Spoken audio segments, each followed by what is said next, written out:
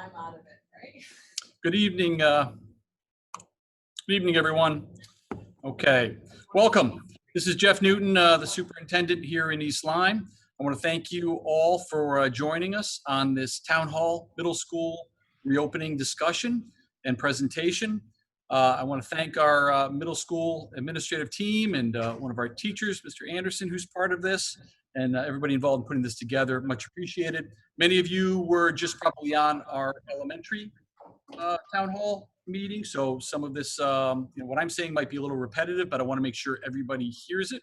A couple of quick announcements. First off, cohorting. We are working diligently to get the cohorts set, the A and the B cohorts. That is being done starting tomorrow and through the weekend. We hope to have that cohorting information out to parents at the beginning of next week, so you know where your child will be if you're in the hybrid model, coming to school either Monday, Tuesday, or Thursday, Friday. So very important. I know parents need to make plans as it pertains to which cohort you're in. Also, just want to make mention that yesterday we had sent out 2 items, the parent Q&A yesterday afternoon around 4 o'clock. We have received hundreds and hundreds of questions. We appreciate the information. We appreciate the feedback. We've consolidated and condensed a lot of those questions. Many are the same. We've put them under categories, and we pushed answers and responses out on all of those. So hopefully that helps. Also, we have provided a video last night. If you didn't get a chance to see it, it's on our website. Please take a look. If you're still trying to ascertain some of the information between virtual Viking as well as the hybrid model, we broke that down, both components, as well as special education components, which would be involved in both plans. So just wanted to make sure you're aware of a couple of those important items. Again, our website has a ton of additional information on it, so feel free to access that at any point. The top of the main website page, there's a bar across. It says COVID-19. Click on that, and it will take you to what you need for any information. Last piece I just want to mention is the fact that we're 2 weeks away from the start of the school year. We want kids back. We want our buildings to have students in them. We want our buildings to have staff in them. But we're going to do it in the safest way possible and make sure that everything and every precaution we take is done the right way. And we're learning as we go here too, but we're making sure that we're covering all bases. We are excited and just want to have kids and staff back. We'll make sure, again, we do it in a very safe way. With that being said, I'm going to turn it over to Mr. Bitgood, our middle school principal. He's going to introduce his team, and he'll run you through tonight's presentation. Mr. Bitgood? Mr. Newton, thank you very much. Happy to be here tonight and appreciate that opportunity to talk to our school community. So again, I'm Mr. Bitgood. I'm the principal of East Lyme Middle School. We've got a great presentation for you tonight. We're going to go over what I think is every single aspect of how we've prepared the building for the return of students here in the building. So I've got a great team behind me, and I'd like to start to introduce them now. So we're just going to work on a couple of tech things here. Maybe Mrs. Bercelli, can you help me scroll down to the next slide? Everyone just give us one moment.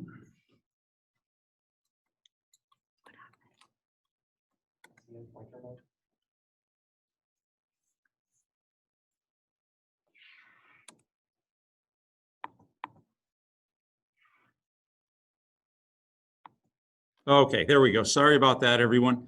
And so I'd like to introduce our team behind us. And so I've got with me tonight, Mrs. Frost. She is the assistant principal of our Sound House. We've got Claudine Kelly. She's the assistant principal in Bay House. I've got Mr. Anderson here. And a last minute addition, although her photo's not up here, I'd like to thank Mrs. Bercelli for coming in and helping out with the technology tonight as well. So that said, just to give you an overview of what the evening is going to look like, I'm going to go ahead and turn the slides over to Mrs.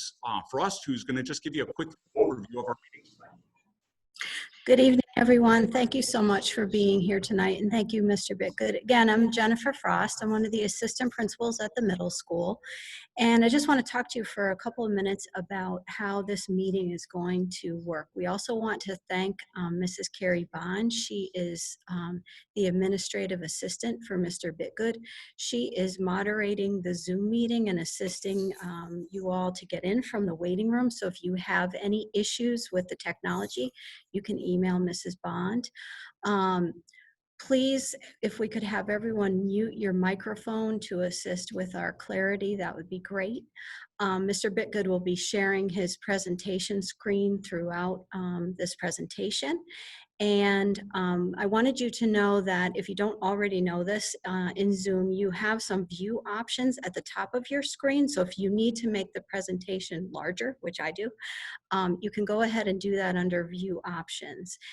We know many of you may be joining tonight by phone, so this whole presentation will be able to be viewed on the district website. We also want you to know that the chat function is going to be enabled throughout the presentation. When I finish speaking, that's going to be my task to try to monitor and respond to questions only, please, in the chat. If I'm able to answer your question quickly, I will type a response. If a response exists to your question in another document that's been put forth by the district or our school, I will add a response that tells you where the location of the information is. If we don't get through all of the chat questions tonight, our plan is to take those questions and create a question and answer document to make sure that we do get to all of your questions. And the last thing that I want to say to you before I turn over my screen is we miss you, we miss interacting with you, and we miss the kids. This building is absolutely desolate without students. So if there are any students listening tonight, we can't wait to welcome you back to school. We can't wait to see you. And the sign on the middle school door says, "Welcome to your school." So we know that your participation with us and your partnership with us, parents and guardians, is so important. So we do hope that tonight will provide you with a lot of information to help assist with that partnership. Thank you again.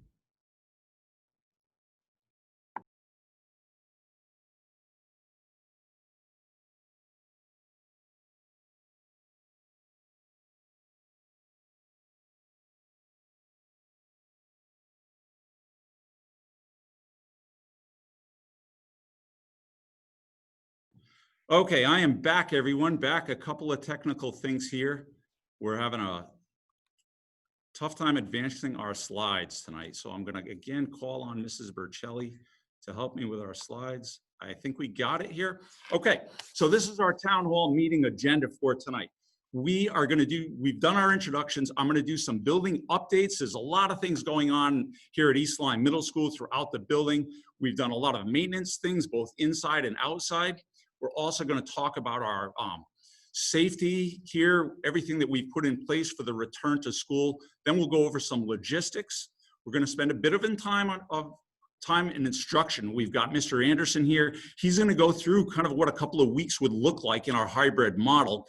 And then Mrs. Kelly is going to work some time here and talk about student supports, what we're doing social and emotionally, all the great things that we're doing to reconnect with kids. You know, we know that kids have been out of the building for 5 months, so we want to spend some time just reconnecting and establishing those relationships again.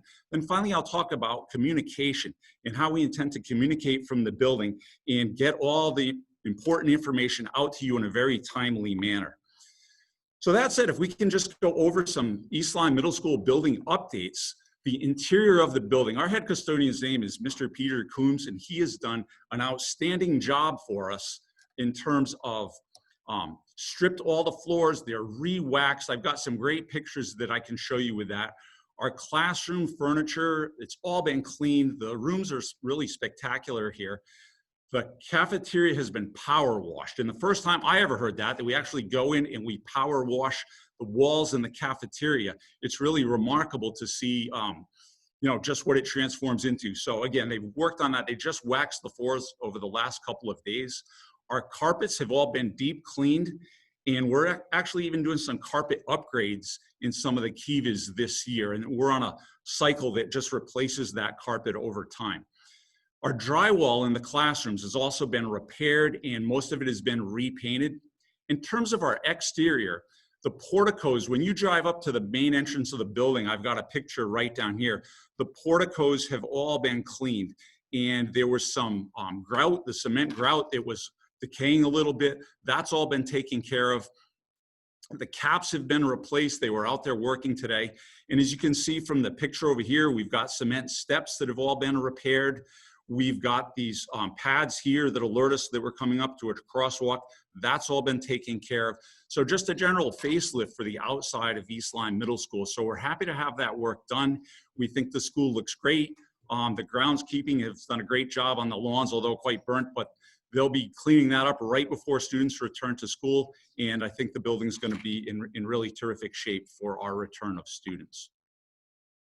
So we want to talk a little bit about the summer planning that we've done in preparation for the return to school. It initially started with 5 district-wide committees that worked together to produce the East Lyme Public School District Reopening Plan. And you can find those. We've created these links that we'll post online, and there's really some roadmaps of everything that we've done to bring folks together. Those committees consisted of our operations, logistics, the instructional pathways, social, emotional, and a communications committee. We've also included some links to the Connecticut State Department of Ed, and again, the guidelines that I'm sure many of you are all familiar with in terms of the CDC and their guidelines as well. It's that information that's driven us. So the information that you see in the presentation tonight is really a collection of everyone that's been involved. We've had committees with teachers represented from kindergarten, preschool, all the way through grade 12. So it's been really their input that's driven a lot of this presentation tonight. And at the end of the day, it's our teachers that know how to instruct students. They know what's best in the classroom. Our job is to support them, give them what they need. So we've worked hard with them to come up with a plan that we feel is going to give students the best experience possible when they return to school. Again, we haven't seen them in quite some time, so we want to make this transition really terrific for our students. Here, and again, I apologize for these lines on here, a couple of technical difficulties at the beginning, but we're working through that. So what we have here are just some COVID-19 safe operations procedures at ELMS. And families and staff should complete a daily morning health check. It's important that we monitor our own health. I'll be doing it. My wife is a school teacher as well, so she'll be doing it. Make sure we're feeling okay, come to school. We have access to a great healthcare office here. We've got Jean Murray and Jean McDermott they're going to help us navigate through this. I want to talk a moment about cohorting. It's our second bullet point too. So when we started on this transition of coming back to school, we had lots of conversations about what cohorting meant and what would be appropriate for middle school, while we still want to maintain the experience that students get. So where our committee settled was that each kiva at East Lyme Middle School is going to be a cohort. So what that means is we're going to keep that group of students together. So if I'm in the Neptune's kiva, and that's the kiva that I've been assigned to, that's my cohort. We've worked really hard with the help of our administrative assistants, and again, Mrs. Kelly, Mrs. Frost, everyone involved, to make sure that that cohort stays together all day long. So if you're a Neptune and you go to math, and you go to English language arts, and you go to social studies and science, then when you leave the kiva to go to lunch or to go to art or to go to life skills, PE, global language, you will only be in that class with students from the Neptune's team. We worked very, very hard on that with very few exceptions to that. So that's our cohort. Now, since we've designed that, we are moving to the hybrid model, which splits that cohort even further into 2 parts. Our Monday, Tuesday Group A cohort and our Thursday, Friday Cohort B. I think the quote that we have here is really pertinent, that cohorting works towards eliminating the spread, but we can't completely eliminate it. We can do that. The two most important things that we need to do every day is wear our masks and wash our hands frequently. Use hand sanitizer and use wipes. We will do that. We have all those things in place for us. So again, it will start with me. I will wear my mask when I'm in the building. I've been doing it all summer. We're in a classroom right now because we wanted you to see what the classroom will look like when students come. So I'm going to give you a quick little look through the room. You can see we've got, I think, Mrs. Frost over there. We've got our tables spread out. Mrs. Kelly is in the back. And I've got Mr. Anderson over here. And I can't, oh, there we go. We've got Mrs. Bercelli behind us. We're not wearing masks now because we're 6 feet apart. If we came together, when we have meetings that are in smaller offices, we do wear our masks every day. When I walk through the halls, I always wear my mask. We will model that behavior for our students. I want to talk a bit more about our hybrid model. We're going to operate at approximately 50%. As Mr. Newton said at the beginning of the presentation, central office is working on those distributions now to see what they are. I think hopefully it'll be close to 50-50, and that's what we've designed that return to school model to be. Again, next bullet point are face masks for all students and staff in the building. Some folks are going to come back with shields as well. We know that if we wear the shield, we can't do that independently of the mask, so we will be wearing the mask as well. Again, frequent hand washing, sanitizing. I'm going to go into that in depth a little bit later. In social distancing, and that's been hard. We have a big school. We have 800 students. We were at full capacity. So social distancing on a 9 hybrid model was very difficult for us to do. I feel confident when we come back under this hybrid model with such a big school square footage wise that we will have the opportunity to spread out. I've met with our head custodian, Mr. Peter Coombs, and Mr. Coombs and I, we share a love of cleanliness. And I know that sounds crazy, but I like a really clean home and a really clean car and a really clean building. And when you come into the building, you see the building, it's exceptionally clean. And Mr. Coombs and his crew has done a great job with that and will continue to do that. We have built time into our schedule every day for additional cleaning practices. And again, when you see the hybrid schedule, when students are not here on Wednesdays, that will give us an enhanced time to really dig deeper into that cleaning throughout the building. We've also created an isolation room based on the CDC guidelines and the guidelines from our local health district for students that may have symptoms. They may be flu symptoms, it may be a common cold, and hopefully it won't be, but it could potentially be COVID. So we have created that isolation room. I've got some pictures coming up for you to see that. We're also eliminating drinking fountains in the building for obvious reasons, that we don't want contact to the spigots in the fountains. I'll go over that. We encourage you to send your children with water bottles. I come to school every day with my water bottle and I simply fill it up in the sink, and we'll continue to do that. And so that's where we'll get our water from. We're also going to follow CDC guidelines for certain classes such as choir, band, PE. Those are a challenge for us, and we'll be okay when the weather's good, but we'll have continued conversations about that and hopefully get some follow-up guidelines so we can move forward with what the protocols will be when the weather gets bad in an inclement weather. Our next slide, I want to talk about some logistics here. So again, we've talked about the hybrid model, and the beauty of the hybrid model with our first bullet point. It's allowed us to reduce our capacity by approximately 50%. The bus, the classroom, the lunch, the recess, hallways. I know, and I want to thank many of you for completing the survey. I think our bus numbers will actually probably be a little bit lower than 50% capacity. We seem to have a lot of folks that have shown interest in dropping their kids off at school. So that'll be something I'll get into depth about what those traffic patterns will look like. I'm sure you have a lot of questions about that. And for those of you that are veteran middle school parents, you know that the back of the building can get busy. So I think we have a pretty good plan for that I will share. We've also decided to eliminate the use of the Kiva and PE lockers. For those of you, again, that have been in the building, the lockers in the Kiva area can be quite a tight space. So we've opted to use backpacks as a point of storage for student things. They can bring them around to their classes with them.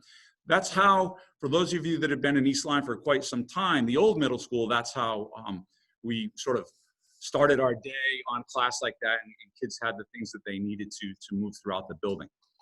It's important to know PE, again, no locker rooms. We won't be changing for PE. This bullet point here, lots of questions have come up about the bathroom use. So we have some signage. Our goal is that we do what we would do in our household, and that's use the bathroom one person at a time with a simple knock on the door to see who's in there. We will model that. I will go on the news and model that, and we'll see how that goes. Now, many of these things we need to run through. So in theory, they've seemed great for us in theory, but we do need to execute.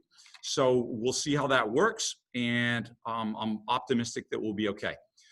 The team decided, our team decided that we would do one-way traffic on the team. So we're going to do a clockwise rotation. We've got signage up in some of the kivas already. We have a team leader meeting next week. We will talk about that signage. And that's going to be great because it's going to help kids just move in one direction. That way we won't have face-to-face walking by one another in a closed area like the kiva can be at times. In our hallway, we've done some floor markings, and I'll show you that. The great thing about the floor markings that we did here over the summer is we had a chance to put the floor markings down during summer school. So we use the children and the teachers during summer school as sort of our beta test to see how those floor markings worked.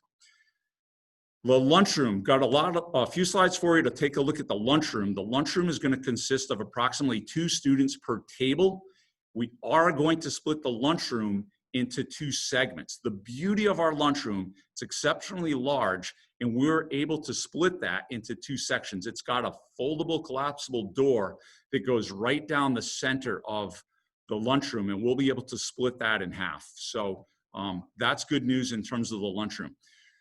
We are eliminating, unfortunately, recess equipment. So what happens with recess equipment is children touch it repeatedly. Right now, we don't have the capacity to go in and to clean that equipment in between our lunches. So for now, we're going to put a hold on our recess equipment. And I know that's tough, but we're working on ways that we can possibly slowly introduce that equipment back into the daily schedule. We are going to allow outdoor socially distanced time for students to interact and maximize that outdoor space, and we'll share that as we get further along in the presentation this evening. All tables and desks will face the same direction whenever we possibly can, based on those guidelines. And again, I want to reiterate, as I mentioned earlier, our life arts classes are not going to mix cohorts. So in other words, if you have a child in the Neptunes and you have a child on the Sea Dogs team, they will not be mixing in cohorts. We want to reduce the use of shared school supplies and increase, again, that hand washing and sanitizing, particularly with classes like art and science classes where we're washing before and we're washing after class. We want to have a safe arrival and dismissal protocol and the parent pickup, which I talked about. I will share those slides in just a few moments with you. When students arrive at school, they'll start their day in their first class. So these are some changes that we've incorporated into our schedule that are changes from last year. But if we just back up a minute and we think how students work best when things are consistent for them. So we worked very hard with our teachers to create a schedule where students can come to school and say, hey, you know what? This schedule looks really, really familiar to me. This is very much like what I experienced last year or the year before. So they'll be comfortable with that. The difference being is we want to start their first class in their first class. In other words, we used to have a home base in the past, but now they're just going to go to their first class. That's going to help us eliminate one whole transition. So it really cuts down on some hallway traffic. It cuts down on that transition, and we think that that's the best thing. And that's based on the opinion of a lot of teachers that have worked here for a lot of years, and myself included, to just say, what are some of the things that we can do to minimize hallway traffic and transitions? We've extended the time between our classes from 3 minutes to 6 minutes. And that's going to allow us extra time for hand washing and for sanitizing. 3 minutes was quick. When we were in school before, 3 minutes was there because we want to maximize instructional time. Again, on the Kiva, it doesn't take 3 minutes to walk from one classroom to another. But by moving that out to 6 minutes, we feel that that's ample time. If we need to make minor adjustments as the school year progresses, then we're ready to go ahead and do that. Another big change for us is 15 minutes between lunch waves. We have 4 lunch waves here at East Lyme Middle School. And in the past, we had a very short amount of time between lunches. And we had our great lunch crew go in there and they would wipe down the tables.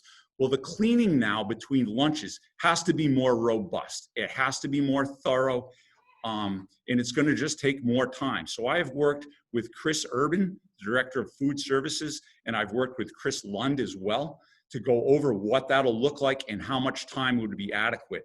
So I just met with Chris Urban a few days ago. We feel that 15 minutes will be adequate. So between lunches, we can get a thorough scrub down of the tabletops so we know when the next students come in for the second, third, and fourth lunch waves that those lunch tables have been cleaned appropriately.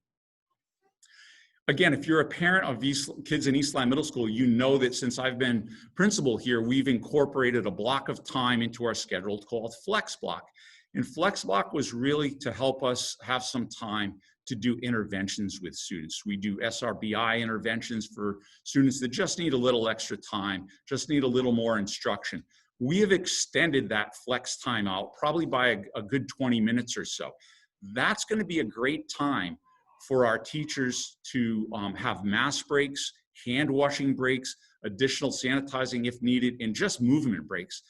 I know that I've sat in a lot of Zoom meetings over the past 5 months, and as adults, we need movement breaks. Kids need them more than ever. So I'll explain how we're going to do that in a little bit, but again, we have built that time into our schedule to give children time to take the mask off, breathe some air, wash their hands, and just get up and move around. Okay, so arrival and dismissal. I'm sure many of you have questions about arrival and dismissal. You know, probably 5-6 years ago, we used to have the buses come in the back. One of the reasons that we changed that was that we were unable to keep an eye on the buses on these corners from down here. So supervision of the buses just became difficult at times. So we moved the buses out to the front. It's worked really, really quite well for us. So our plan for parent drop-off and pickup and buses, I'm going to go through now. Let's start with the buses. We typically have between 17 and 18 buses that line up in our circle here. So they come in the morning, they come in the afternoon. Kids come out through this main entrance here and then various exits through the building. What we've done here is a little diagram. So I want to start with the morning. So the buses are all going to line up in the morning.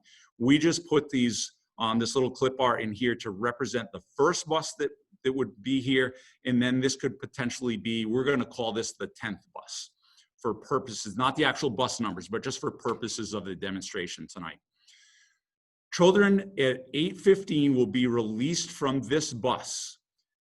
They will walk down the sidewalk here, and we're going to walk them in single file. They will come in the main entrance here, and they will enter into the music hallway right here. The reason we're picking the music hallway is typically our main lobby is a hub of activity in the morning. There's teachers there, the custodian might be there, lots of people moving around in the center of the building here. So we wanted to kind of take kids out of that, move them here. This hallway is very conducive to single file. So they're going to come in, they actually get in the building a little bit more quickly this way. So they come in here and then disperse to their first period class. Simultaneously, while we release these children, because remember, there's going to be buses all lined up here with kids in there, the children from this bus, so bus 1 and bus 10, they release, they go in the building. When this line gets to an appropriate point, then we do bus 2, then we do bus 11. When those are at an appropriate point, we do bus 3, and then we do bus 12. So that will be our sequence. We're confident we have between 8:15 and approximately 8:30 to get the kids into the building. We feel that that's ample time, but you know what? We're gonna know when we run through it the first time. If we need to make adjustments, we will. The other side of the building that we need to be mindful of is parent drop-off in the morning. Parent drop-off is always goes much more quickly for us. In the morning, cars simply pull up, kids get out of the car, and then parents can pull forward. We will, we're going to see how it goes on the first couple of days, but if one entrance isn't enough to handle the volume of children with adequate social distancing, we have multiple entry points here. On our first floor, for our first floor teams, we're talking about just having kids come directly into the kiva there. So that would actually take care of a third of the building in terms of drop off in students that are on that first floor. So I think we have a pretty good plan for our AM start of the day. The afternoon's a little bit more complex. As you know, if you've had the pleasure of being caught in the traffic jam right around this area, trying to kind of come into the drive here, you know that it can back up all the way to the roundabout and in front of ABC Gymnastics. So our plan here, I've worked extensively with Chris Olson on this, our Director of Security, and our security person here, Matt Willauer. We are considering the option of lining the cars up here all the way down to Lily B. Haynes and just blocking this off for a period of time. Mr. Olson has to work with the town on that. So those conversations are starting soon to see if we can do that, pull people up. What we are going to do is extend the parent pickup all the way down through the soccer field down here. Our intention is to put signs up like A, B, C, and D, and you can text your child, say, I'm in section A, I'm in section B. We will have coverage out here for children that might have questions, children that don't have cell phones. But again, that's an option we would like to try and do a few runs through that and see how that goes, because we do anticipate an increased volume. But I will remind you that our increased volume, even if it doubles, we only have half our students in the building at a time. So although it may double, it could essentially be what we would have normally had, because we'll presumably only have about 350 to 400 kids in the building at a time. So let's just, you know, we'll roll with that. We'll figure out how that's going to work, but I think we have a good plan going forward. Mr. Willauer returns to work on Monday. It's on our agenda to meet together on Monday and work out some more of the details of that. But I'm feeling confident that we can do that, given that we are starting school with the hybrid model. Okay, I am just going to take one quick drink of water. Lots of talking tonight. Hallway safety. Lots of conversations about what we should do in the hallways. Should they be one-way hallways? Should they be two-way hallways? How are we going to keep students from walking in, you know, in close contact with one another? So as you can see in the picture, and I have a short video coming up, I have mocked up what the hallways will look like. I've done this in front of the whole Mariners Kiva. As I said earlier, we had the opportunity to have our students for summer school look at it. And I got to tell you, when kids were here in summer school, they were terrific. The first day that I did this, kids walked down the hallway, they looked at the arrows, they followed the arrows.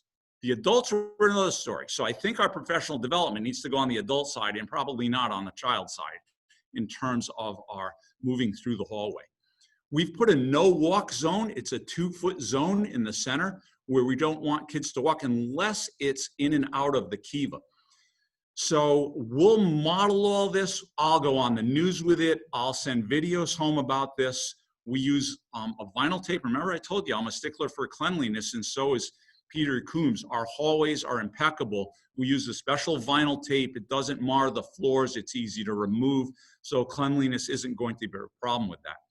We have one of the few middle school hallways in buildings in southeastern Connecticut. It's actually 10 feet wide, and we don't have lockers in the hallway, which again is very, very conducive to clear movement through the hallways. So no one is opening their locker at a time when someone would be walking by. So that's going to be really great for us. We've also put these red markers 6 feet apart, and the 6 feet apart is to give kids visual cues. So let's go to our next slide. I've got a short video here for you, and I just need to turn up my volume so you can hear this well. So just give me a moment and we'll start the video. Hi everyone, Mr. Bickett, principal of East Lyme Middle School. So I'd like to take a moment today to do a short video about how we will be traveling through our hallways. I'm also going to remove my mask that I'm wearing because I'm far enough away from our camera crew so I know that we can remain safe. You'll notice that we have some special vinyl tape on the floor this year, and the tape, various colors. The two yellow lines that we have here indicate a zone that we never want to step in and we never want to cross over unless we're going into a classroom. The red tape is spaced approximately 6 feet apart, and that's just used as a visual cue, keep us far enough apart from the person in front of us and the person behind us. Here you'll see some green arrows. We have one this way, heads down to the south end of the building, and we have one on the other side that heads to the north end of the building. So just a thing to remember, we always want to just stay to the right. If we just remember, stay to the right as we're walking through the hallway, we'll be fine. Another thing that we've done is we've interrupted the tape at the entrance to our kivas. So I know when there's an interruption and I need to go into a kiva, that's really where I'm going to walk. And I know all this it might seem like a bit much, but it's just going to give us a nice visual reminder every day when we're in our hallways, and it's going to help us stay safe and stay far enough apart from everyone else so we can come back to school and have a smooth day every day and just employ our great social distancing practices. So I intend to do some more videos, so stay tuned and we'll see what's next. So thanks everyone, have a great day. Okay, so I hope you enjoyed the video. I mentioned earlier in a video message that I sent out to all our families last week. I'll be doing a series of those videos coming up soon, and just again, short 1 to 2 minutes. The audience for that is going to be your children, so please share those videos as appropriate with your children. I hope they enjoy them, and again, that will be my target audience. Okay, I just want to talk about hybrid classroom modifications for this transition. As we're adjusting to COVID.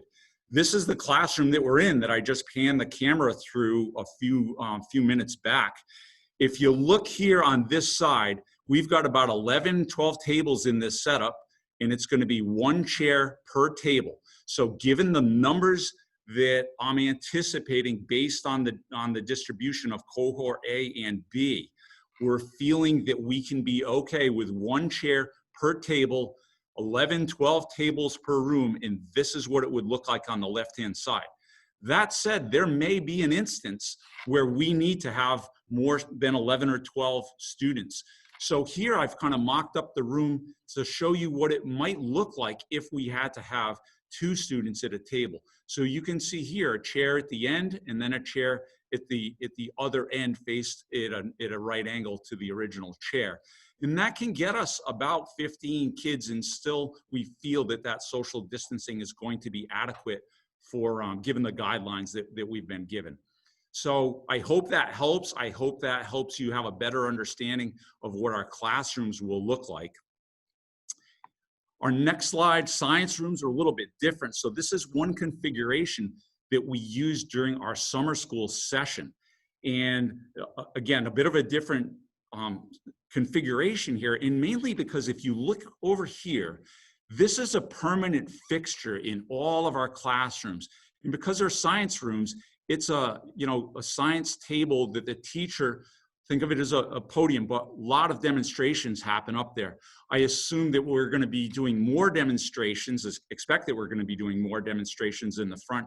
So we'll use that. But again, we've got a little flexibility with this, and these are subject to change, but I just wanted to give you a sense of what that might look like. I need more conversations with our science department, but again, you can kind of think about it as the same way as the classroom in terms of how we plan on setting that up.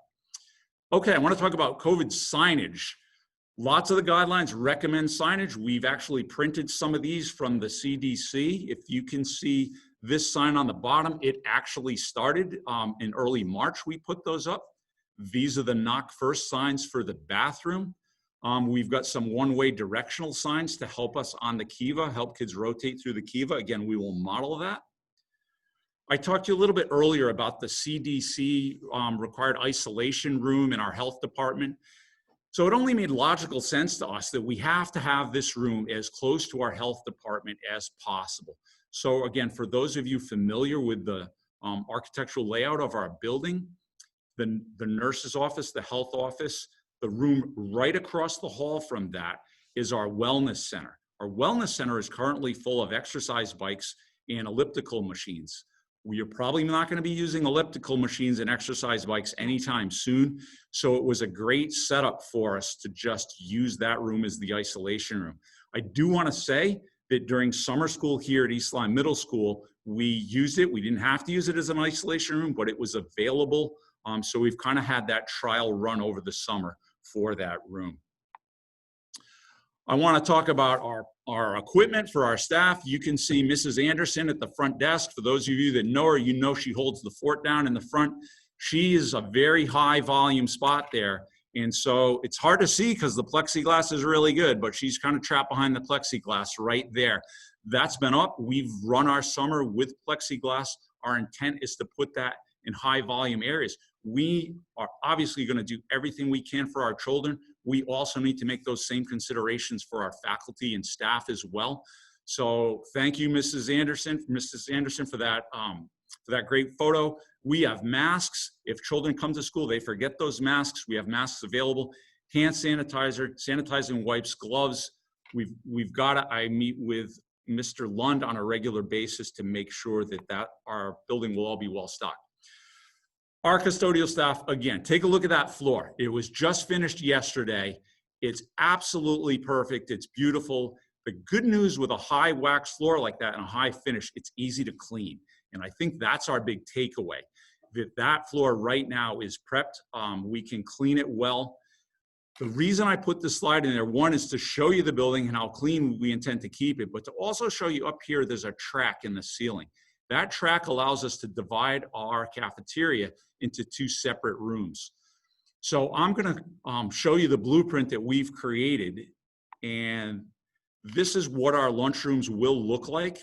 Again, this is a photo with the door closed. We just set this up today so we could get this out in the presentation for you.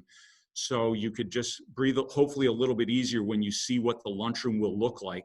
This is what the tables will look like. We'll have one chair facing here, one chair facing the opposite direction. Tables are approximately 8 feet long, approximately 2.5 feet wide. And so we can, if our average lunch size is going to be probably about 40, low 40s, maybe up to 45 students in a lunch wave per side. And here's a diagram that we've been working on all summer. And again, this is not necessarily to scale. We just, PowerPoint issue there. So this is not to scale.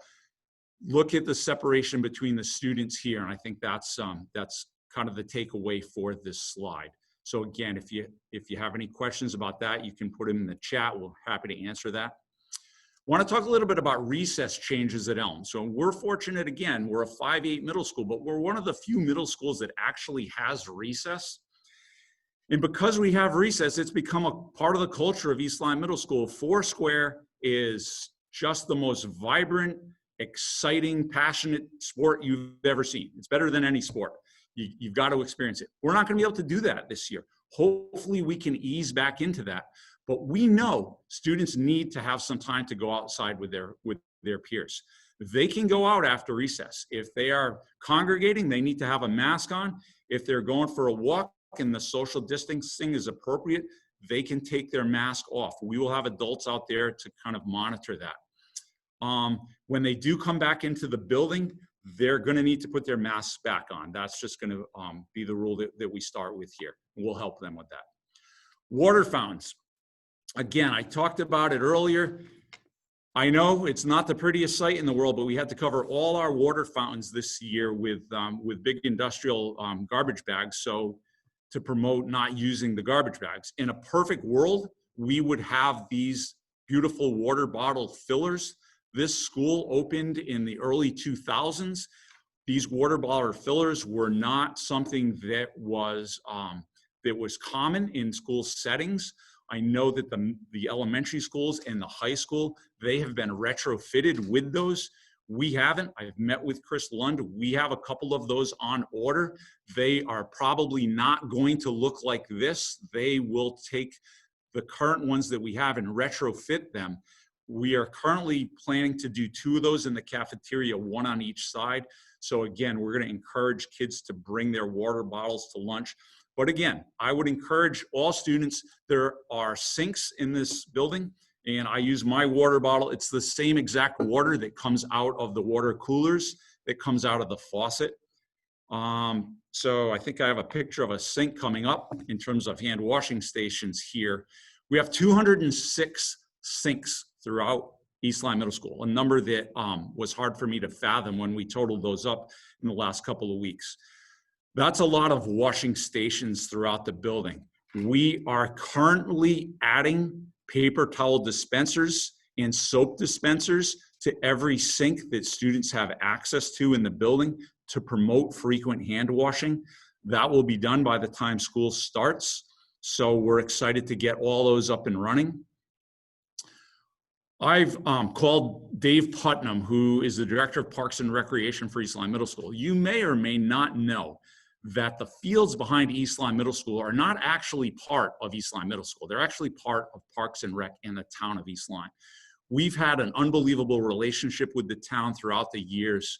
And when I called Mr. Putnam recently to say, hey, Dave, can we work out some kind of partnership so I can assign spaces out on the field to each of our teams for mass breaks and just to be able to get outside? And Dave was unbelievably supportive of the idea and said, Jason, whatever you need, we're there. Tell me what you need. We'll figure it out. So I've sent Dave a schedule. We're working together on that to coordinate with the maintenance of the field. But we've got about 5 baseball fields out back. And then we've got kind of half a field here that goes up to the football field. Our PE department uses the football field and the soccer field, the field that is between Lily B. Haynes and our school. And we will continue to have physical education classes out there on that space. But again, we've developed a schedule. We will be assigning fields to teams. They won't use them simultaneously, but it will only be 2 teams per field. So again, I want to thank Dave Putnam for that. Really a gracious move, and we're excited about giving kids lots and lots of additional outdoor space.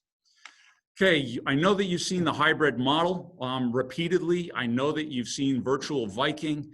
I'm going to take a few minutes to just go through that really quickly. At the end of the day, I think what's really important that you take home from this is that I know we're going to be broken down into Group A and Group B, but what's important is what actually happens during the day. So when kids are here Monday, Tuesday, Thursday, and Friday, they again will experience a schedule very similar to what they experienced in the past. So again, Group A, Monday and Tuesday, they're here. Half day of live synchronous instruction on Wednesday. On Thursday and Friday, they're working from home, and then we flip it for cohort B. So I'm going to talk a little bit more about that in the next slide. In this slide, and I know you've all seen it, a couple of salient points here for us are our middle school schedule for instructions 8:30 to 2:45. On Wednesday, we'll be working off what has traditionally been our half-day schedule, and that'll be from 8:30 to 8:45. And we'll have about 25-minute or so segments for those classes on Wednesdays. I want to just go over our understanding and definition of the difference between synchronous and asynchronous. I know you're hearing it on the news, you're hearing it in lots of videos. For us, synchronous essentially means classes occur at a set time frame, they're scheduled, and they're with a live teacher, either here at East Lyme Middle School on Monday and Tuesday for Group A, on Thursday and Friday for Group B, and live on Wednesday. Asynchronous is going to be when our students can complete their own assignments on their own time, and there won't be any direct teacher instruction during that time. Moving on to our next slide.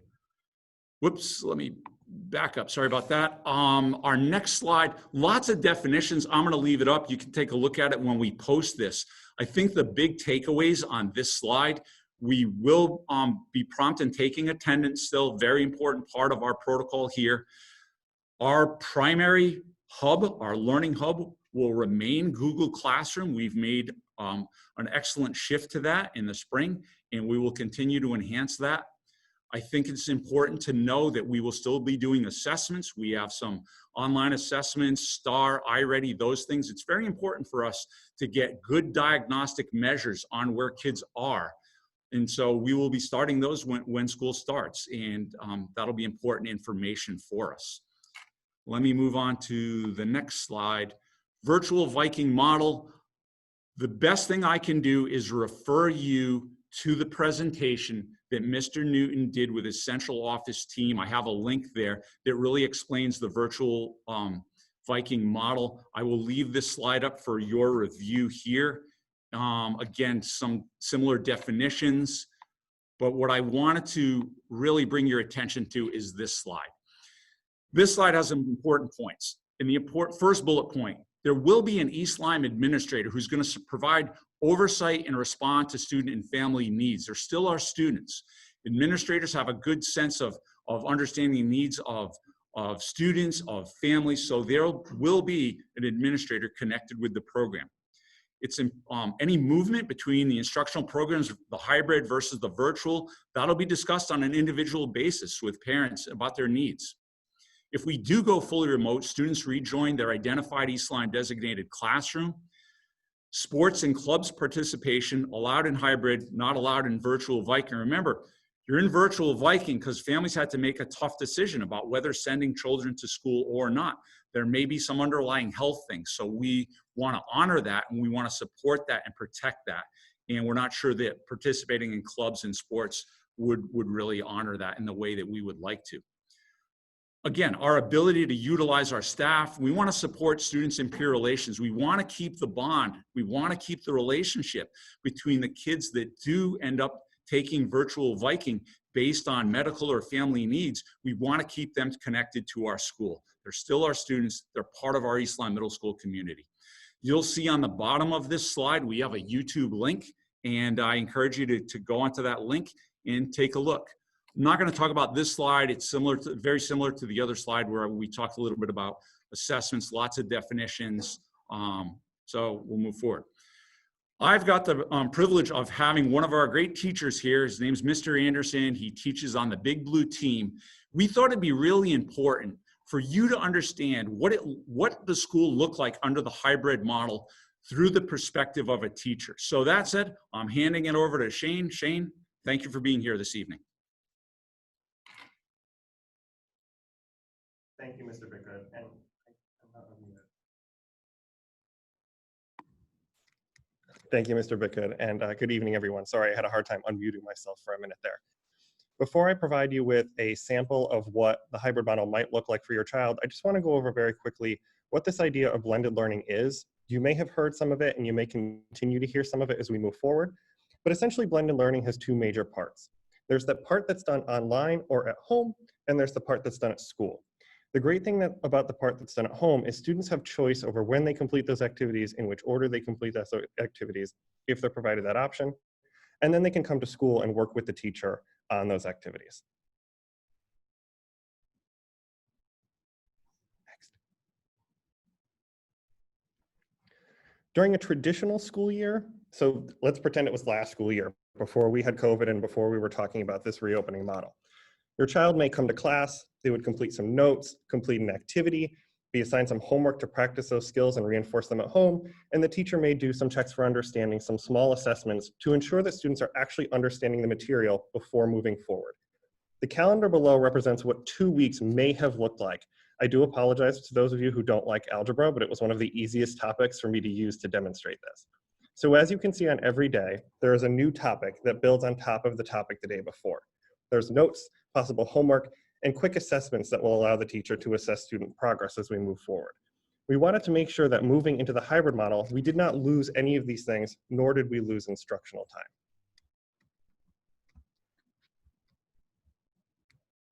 I do want to start with group B, just because it is a little bit more easy to understand in terms of formatting, but I will show you the group A version. So let's assume for a minute that your child is in group B.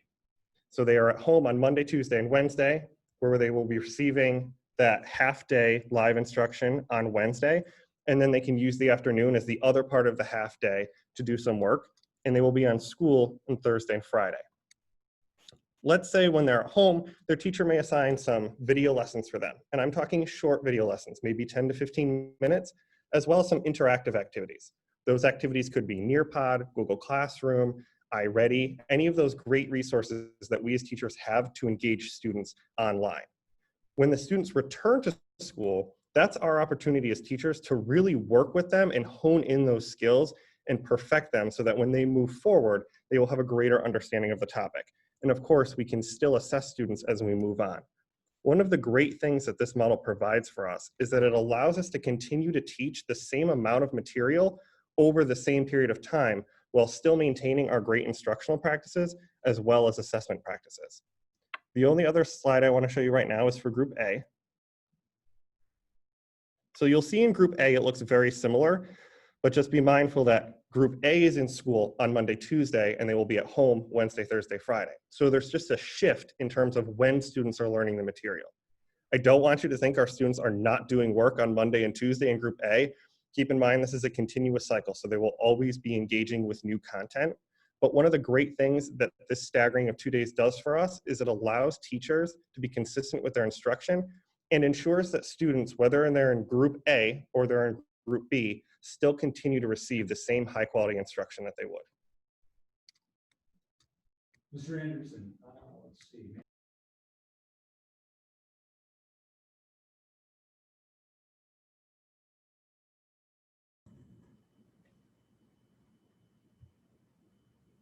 You guys hear me? You're still muted. Okay, I'm back, everyone. Mr. Anderson, thank you for that. I mean, I think it's great to be able to explain what a couple of weeks will look like. It's hard to look at this just kind of day by day. It's really important to look at it over a cycle of time. So I appreciate that, and I appreciate you coming in for this. So again, thank you. That said, now I would like to introduce Mrs. Kelly. Mrs. Kelly's one of our administrators here in the building, and she is going to go over some student supports and social and emotional learning. So, Mrs. Kelly? Hi, everybody. Thank you. Thank you, Mr. Bitgood. I'm really happy to be able to be here and hopefully give you a thorough explanation of what we have talked about and put in place for the social and emotional component. As Mr. Bitgood had shared, this was one of the committees that was involved with the reopening plans, and it was comprised of a variety of different support staff, some of our psychologists within the district, some of our social workers, many of our K-12 teachers, so we got a full perspective of different needs developmentally, administrators as well as central office staff. And what we really did is focus on the well-being and the safety. That was our priority, not only of our students, but of the staff and the adults within the building. That being said, we were very in-depth with regards to making sure that when our students returned to us, that we created an environment where they felt safe, where they felt that they could approach their teachers, where they could approach any adult in the building, and to be able to have open, candid conversations, and for teachers to be prepared in terms of kind of monitoring and pulse checking and kind of getting a sense of how the students came in each and every morning on a day-to-day basis. We want to, again, ensure that there's ongoing communication, engagement with families, as we have tried to do so very diligently in the springtime, keeping families in the loop. That is, again, safety and well-being of our students, as well as the communication, is a key priority. One of the key points that we heard from our teachers who were on this committee was to make sure that we maximize the time that when students are in the building, that they have that face time with students in the building. So what we are trying to do is keep that in mind as well. So that this way, if students have supports or they need to utilize some resources, teachers can immediately reach out to some of our support staff in the building with regards to our school counselors, our psychologists, our social worker, and to be able to make sure that those students' needs are met in a timely and an appropriate fashion.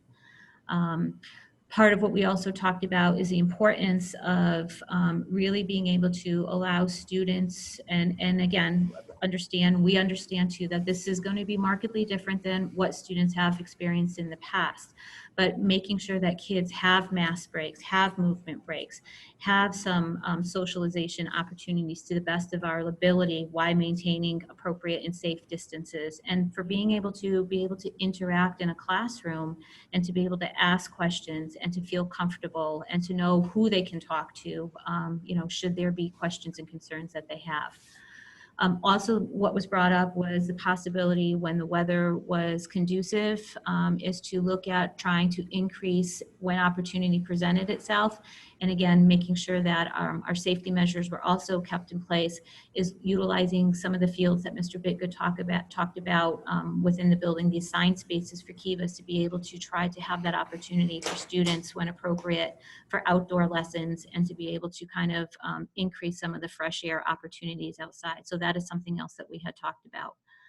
As always, we will be continuing to send some of the video messages for you going forward with regards to some of our safety protocols. We will also be sharing this every year, I don't know if I'm hoping your students have shared with you. Mrs. Frost, Mr. Bitgood, myself go into each and every one of the Kivas and talk in depth about some of the expectations why here at the middle school.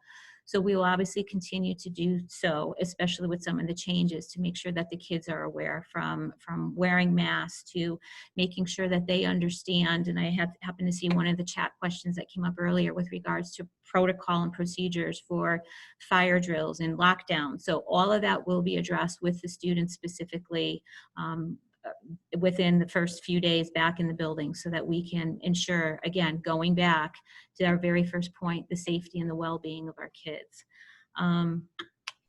If we can switch to the next slide.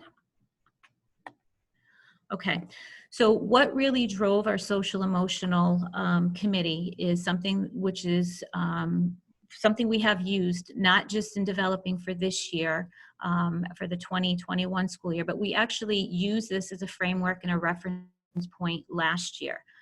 And what this is something called CASEL competencies, which specifically, that was one of our school-wide goals last year, and that was one of our top priority goals. In addition, was the social emotional well-being of not only our students, but our staff as well. A competency, if you will, if you kind of look at the spokes outside of the social emotional learning, those are the categories, and the focus is self-awareness, social awareness, relationships, relationship skills, responsible decision-making, and self-management. This is actually a program that has been utilized and was developed through Yale University. All the administrators have had training in it. We have also utilized, again, many of our support services staff, our school counselors, our psychologists, our social workers, and spent time with them in developing lessons. And what our hope to do is our committee, when we had met during the summer, is we broke down into further groups, looking at some areas with specifically some of the elementary schools, ours here at the middle school and secondary, and then some of our adult programs that that district offers.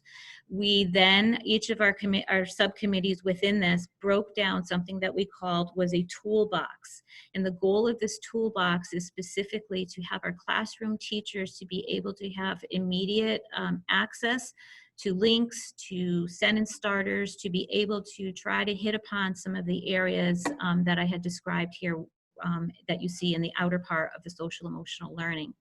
Many of these concepts are also developed through our connections team, and some very similar lessons to try to be able to hit upon those competencies are also reflected in some of the work set forth that the committee had come up with.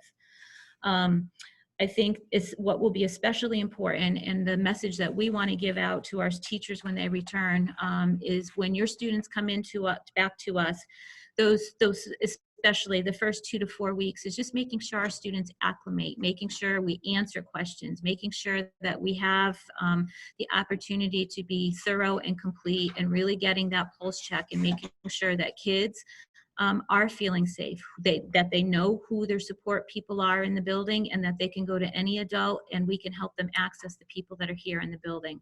Everybody is ready, everybody is prepared, everybody knows that it's going to be different than it has ever before, but we want to make sure that kids know that they have people here that they can lean on and count on. If we could, yep. So some of the areas to break it down further with regards to self-awareness, some of the things that we came up with links with different activities you can see is having kids be able to utilize the language of identifying their emotions, how they're feeling, having them be able to self-reflect with regards to their perceptions of things, recognizing their strengths. Looking at some of the self-management is knowing stress management. How are they kind of looking back at how are their engines running is one of the programs that we had kind of looked at and that kids are familiar with that lingo from last year as well. Knowing how their body is feeling, ways to be able to manage stress, self-motivation, goal setting. And these are things that our staff and our support staff is going to work with kids and being able to kind of have conversations with the cohort groups when they come in and to be able to help support them as well.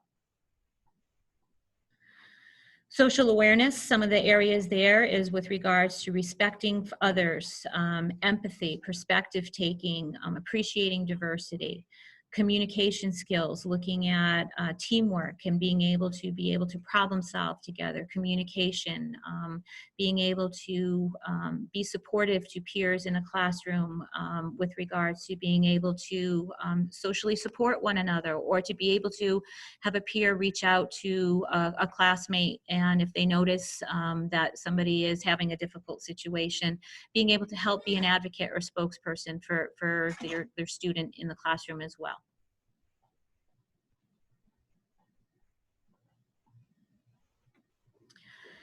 As you can see, again, with responsible decision-making, some of the areas, again, is being able to identify problems. Maybe if there's a trigger or there's something that's happening, analyzing a problem, solving problems, coming up with some solutions, reflecting, did I make a good decision? Did I not make a good decision? What were some things that I could do differently? Could I have solved something on my own? Could I have sought out the support of an adult earlier? And then with regards to the ethical responsibility and being able to, again, that kind of ties back into, being a support and being able to be an advocate for other students in the classroom, their peers in the classroom. I would like to just close by saying I think that, our staff is very well versed. We will continue to offer the supports for the students. We will have the connections that will be up and running for students. And I think that the toolbox that we have for the teachers will be a great starting point at any point in time. The teachers can certainly come to the support staff as well, and to be able to rely and utilize the support staff here, not only for the students, but for themselves, because, we recognize that they need to be in good mental health, and we all need to be supporting and looking out for each other. So I hope that provided you an overview. I know that for me, this is really important. My background is a school psychologist. So for me, I was very happy to be on the committee. I'm very happy to work with the people that are downstairs on my floor, on my kivas, as well as, being a support for as many students and family as possible. So again, please, if you have any questions, put them into the chat and reach out to us as we continue to embark on these changes for this upcoming year. Thank you, Mrs. Kelly. I appreciate that, and I hope everyone found that to be a helpful overview of our social and emotional plan. I want to talk a little bit about our communications plan. I think it's really important that we continue to provide great communications about what's going on in the building. So you'll get ongoing communications from the administrative team, again, from the teachers, updates as information changes. I know that for me this summer, it seemed that we would come in and work, and then 2 days later, we'd get additional information from the state. So it's a very sort of dynamic situation where we get new information each day. And sometimes that can be a challenge to make decisions when you're anticipating different information. We will be flexible, we will roll with that, and we will figure that out. As I mentioned earlier, we are planning to do our video series. I have a couple of them done. We'll put those up, and again, make sure that you share those with your kids as well, so they can see kind of what's going on and what to expect. We've got some helpful district links here. And so I'm just going to kind of show you how to use these. Again, we're going to post this presentation. But if you go to the East Lyme Public School link and scroll down here, there's lots and lots of resources for you. This is a wonderful example of virtual Viking temporary remote distance learning model. Here we've got the first version of our plan coming up, the hybrid model, again, the virtual model. This is a very helpful document. Again, the first version of that will be updated. Here, I'm sure that you've seen this as well. And then, okay. Okay. So, Mrs. Burchelli, help me get back to the PowerPoint. Right here. Mm-hmm.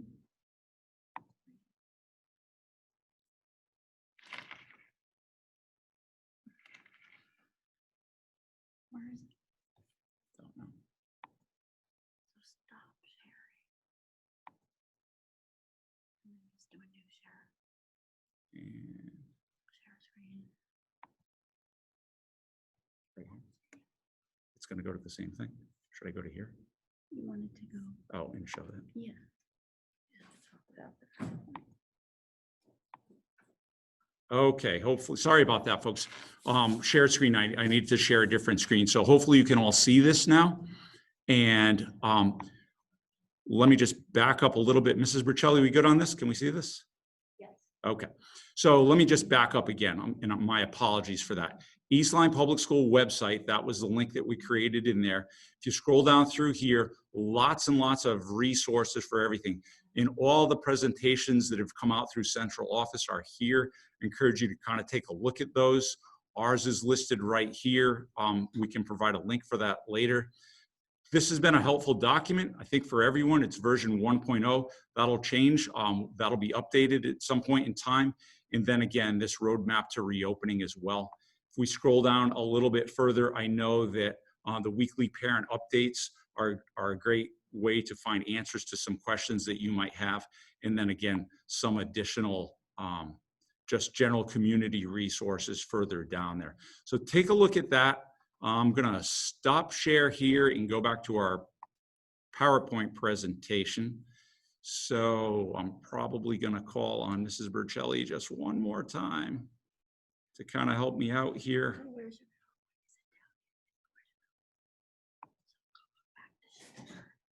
Oh, here it is. But you have to go back and share it again. Did you end your share? Nope.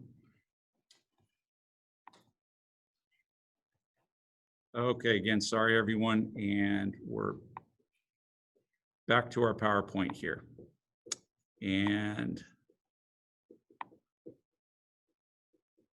back to our slide. So we're going to start now with some questions and answers. Let me go back into presentation mode for us. Oh, and sorry about the quick scroll through, everyone.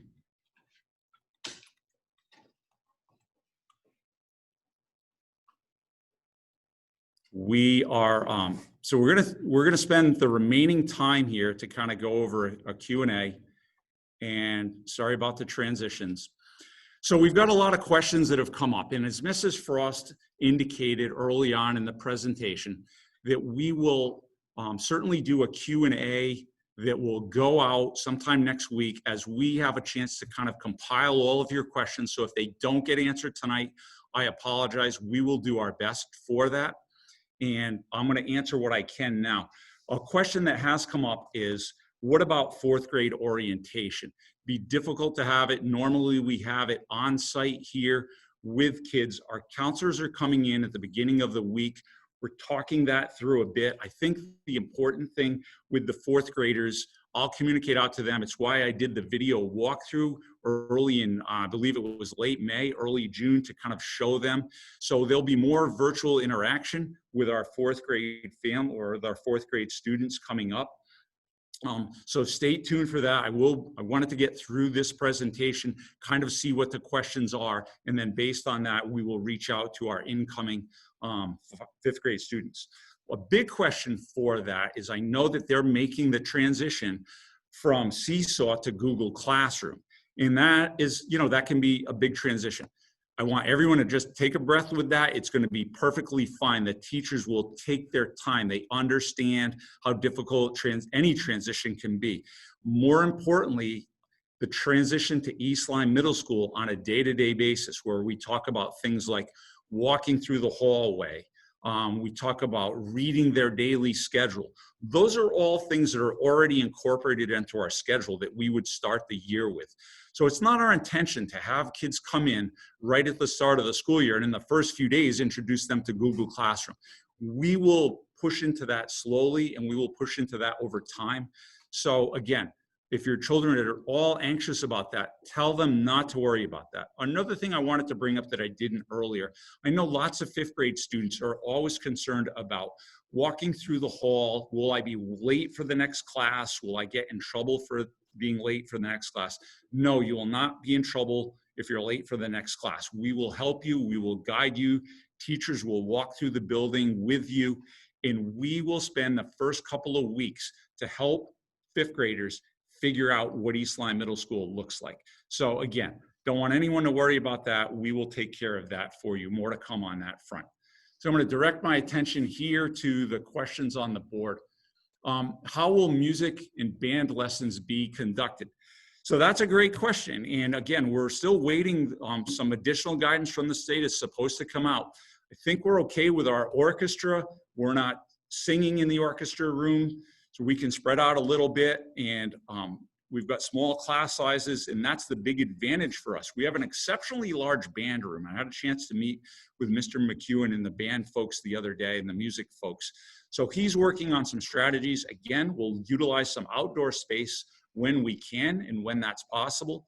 But until we need to get just a little bit more guidance with that in terms of how we will do that, when we will do that. But just a reminder, we do have, as you have seen, an excellent cafeteria space to spread kids out in. So whenever that's possible, we also have our stage.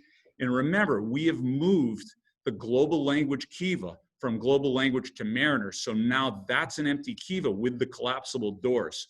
So when the teachers return to work, we can meet with teachers to kind of talk through what space best fits their instructional program. And we will certainly do that when they return to school in the future. Will a school supply list be coming out, and what are the team assignments? That's a great question. We are waiting for our team leaders we're gonna have a meeting with them to kind of go over what those supplies look like. Remember, students at some point in time this fall will have devices, 2-in-1 devices. So given that they'll have devices, we're assessing the need that they need for markers and crayons and things like that. So you'll get a message at some point in time. I appreciate whoever's saying hello to me on the screen. So hello to you back. And you'll be getting some correspondence out from us when we have a chance to meet with team leaders, and we'll get that out to you. Team assignments, we're waiting for the distribution for cohort A and cohort B to be complete. Once that is complete, we will send out our team assignments. There's another question up here about why can't we just have cameras in the classroom? I don't have all the answers to that, to be quite frank with you. I know there are some legal questions behind that. There are some technology questions behind that. So that's an ongoing conversation. I know through many of the districts. For now, we won't have cameras in the classroom, but I'm sure I will bring those questions forward. I know Mr. Newton, the central office team, is hearing these questions as well. So we'll continue with that. Mrs. Frost is providing another question for me, and I think Mr. Anderson.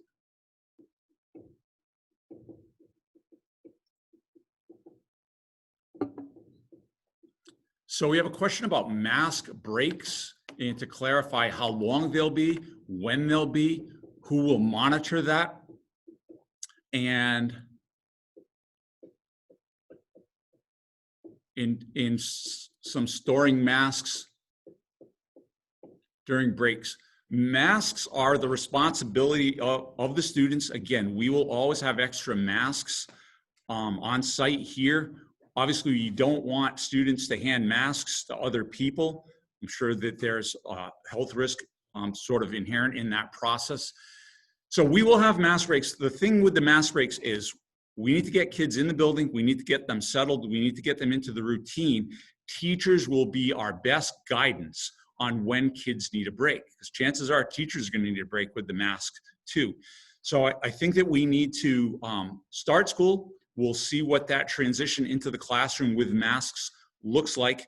As I said, we've got ample space out in the back. So if that break needs to happen a couple of times throughout the day, again, when they're eating lunch, they're taking their mask off during that time. If they need a break in the morning. So I think we need our schedule. Each student's schedule, each team schedule is a little bit different during the day, but we have ample time throughout the day. And again, we're going to look through the guidance of our teachers to figure out when the best time to have students take a mask break and to figure out when that would be.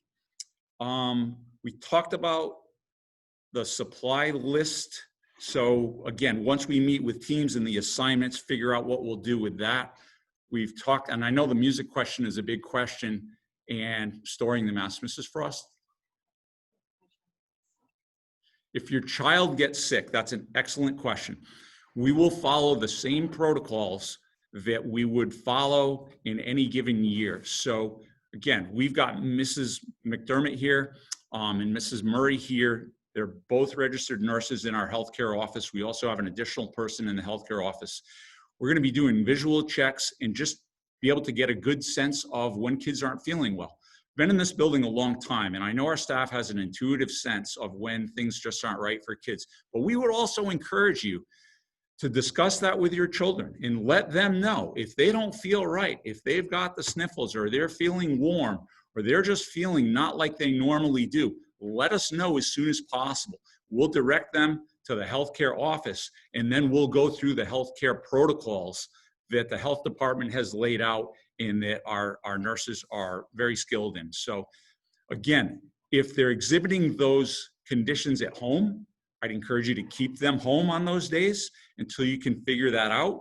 I know there's a question about if you keep them home if they're sick, do they participate in virtual learning? Well, if you go back in the past when we didn't have virtual learning, if they're really sick and sick enough to stay home, they probably need a rest day, and that's okay. We can catch them up on the work if they miss it because they've been home, not necessarily for COVID, but just because they've had a cold and they've been sick and they're under the weather. They can make up that work, and there's not penalties for staying home. You know, Mrs. Frost is coming kind of back and forth here. How many students on the Kiva in a hybrid model? Right, so I can talk about that a little bit. I don't have the final numbers in front of me right now because I don't know how many families are picking the virtual Viking option and how many folks are picking the homeschooling option. What I can tell you is our Kiva size at the start of the summer, when we ended the year and we did enrollment for the fall, the Kiva sizes ranged between about 76 students per Kiva to 89 students per Kiva. We have had quite a few enrollments over the summer. We will place those when the cohorting is done in case I need to move. I want to be able to balance those cohorts out. That's why those get put on hold.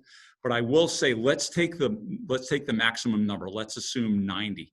Okay, so of that 90, let's assume on a hybrid day, 45 of those kids come to school.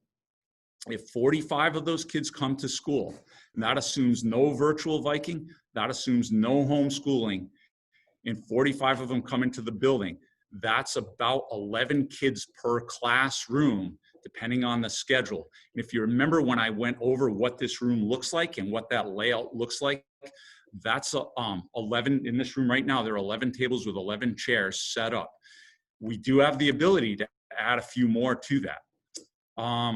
So I hope that answers your question. I have to tell you, when I saw that we were hybrid, I did take a sigh of relief because I felt that we were going to be able to safely bring kids into the building, have some social distancing, spread out. I've got my arms spread out totally right now, and I'm not even near the other two tables. So that's good. So if we're at 11 or 12 kids at the highest Kiva, which again is about 90 kids, we can accommodate that. If we're only at 75 or even 80, half of the 80 is going to be 40. So in the 40, that's about 10 kids per classroom that we would be here as well. I've got another question that I see up here, and that is, will each student be assigned a laptop? And that is yes. I know they've been ordered. So when they come in, we will do a distribution for that. So it's equitable. Everyone will have one. And I know our tech department is working incredibly hard on that. Anything else? Mrs. Frost, Mrs. Kelly, Mr. Anderson? Cleaning of door handles. So another reason that we, Kelly, another reason that we put the 15-minute window in between the lunch blocks were to free up our custodial staff a little bit more. So they're going to be able to actually come into the kivas and do high contact, high touch areas during that time. And so they can do that cleaning. And then on Wednesdays, one of the reasons, again, that we don't have kids in school on Wednesdays is the deep clean will occur on Wednesdays. And they'll be able to come in with the crew that they need. I know Chris Lund is working that out now in terms of what that Wednesday schedule will look like to get people into the building to do a thorough cleaning as well. We've got another question coming up.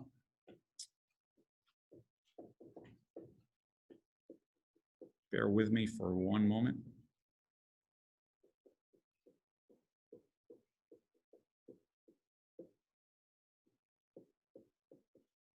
Lots of questions about recess.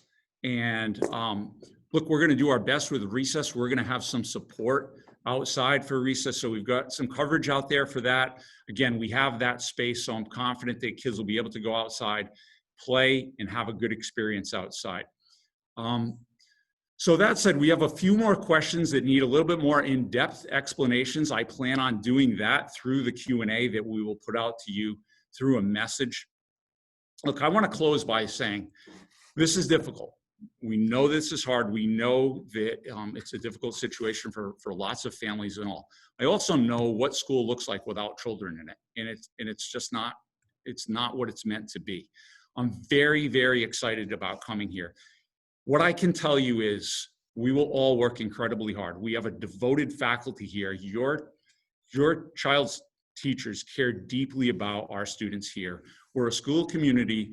We'll work exceptionally hard. We just want kids to come back, have a good experience. I tell this to new teachers all the time. Every time I meet with a new teacher, I say, the best thing that you can do right now is have your students go home and brag to mom and dad about how great their class was, how great their teacher was. That's a theme and that thread runs through the fabric of East Lyme Middle School about the love for their teachers. Our teachers are going to make it work. Our administrators are going to make it work. And our supporting staff is going to make it work. So I hope this presentation was helpful. I know we had a few technical glitches, and those are on me, no one else. We will figure that out. This is a work in progress. Just know our devotion to this school. I've been in East Lyme a long time. I love East Lyme Middle School. There's no doubt about that. I will be here to help all of you. Please reach out to me. We will do the Q&A. And that said, give your best to our students. I know I can speak for the people behind us and our faculty that hope all your children had a good summer. Tell them that we are really looking forward to having them return to school. We will do our best, and we will look forward to seeing you all soon. So thank you for joining us this evening, and have a pleasant night. Thank you.